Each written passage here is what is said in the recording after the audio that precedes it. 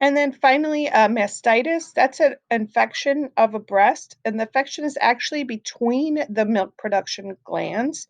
It's not in the milk production glands, so it is safe for mom to feed. It's actually encouraged for mom to feed so that she doesn't get engorged and painful. We want to just try and feed through that infection. Some tips for moms who are breastfeeding: at least 10 to 15 minutes on each breast. You're going to want to start on alternating breasts, so don't always put the baby to the left breast first. You're going to want to alternate. Um, at the beginning, you're going to want to feed the baby when they're hungry. If you have to miss a feeding because of work or social obligation, then you need to express milk with a pump. 90% of women who try to breastfeed are successful, but it's really important that they feel comfortable and have the education and get the right latch. So as you can see here, baby has the whole nipple, almost the whole areola, that darker colored circle around the nipple in the mouth. And that's going to allow for, the best suck and the best elimination of that breast milk. If baby is only latching on to the very tip of the nipple, that's when mom's getting sore, cracked, bleeding nipples. And as you can imagine, if that letdown reflex is impacted by pain or anxiety, anytime that infant comes near mom and is about to go on the breast, I can just picture like that feeling of, oh, this is going to hurt, and it's not going to help with that letdown. So let's talk again about how cool our body is. The production of milk happens when hormones from the placenta stimulate the development of milk-producing cells in the breast. So this is happening during pregnancy.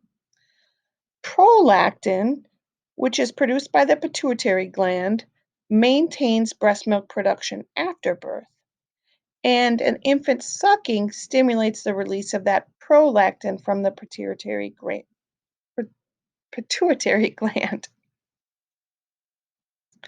And we talked about these in the previous slides. I'm not sure how that made its way back in here.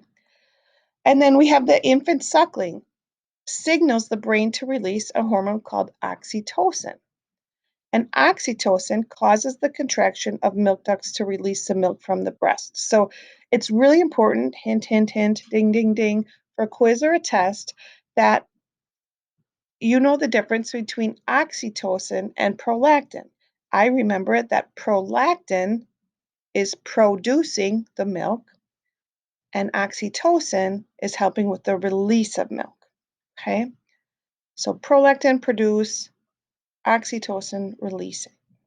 So here's a visual of that letdown reflex.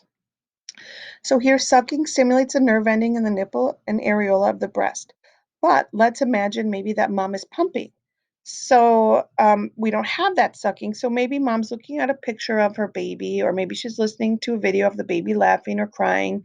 And then that's going to stimulate those nerve endings. We have the nerve pathway, which is carrying the stimulus to the hypothalamus. It's producing oxytocin, which is released by the pituitary gland, and that causes the lobulus to release milk from storage. So you see anywhere in here, this pathway can be hindered by pain, anxiety, not feeling comfortable. And then the milk letdown occurs, and baby is fed. So signs of adequate nourishment. That's one thing with breastfeeding. You can't look at a bottle and see how much the baby has drank. If you fill a 4-ounce bottle of formula, you can give the baby the bottle, and when the baby's done eating, you can look to see how much they've consumed. With breast milk, if the baby is put on the breast, you don't have that luxury. Again, about 8 to 12 feeds per day is normal. At the beginning, you're going to nurse about, or tell your patients that we're nursing about every 2 to 3 hours. If the child has about 6 wet diapers a day and they're passing at least 1 mustard-colored stool per day, this is a sign of adequate nourishment. If they're showing normal weight gain when they go for their well baby checkups. If during the feed, mom's noticing that her breast tissue is softening. And again, it may take 2 to 3 weeks to establish a breastfeeding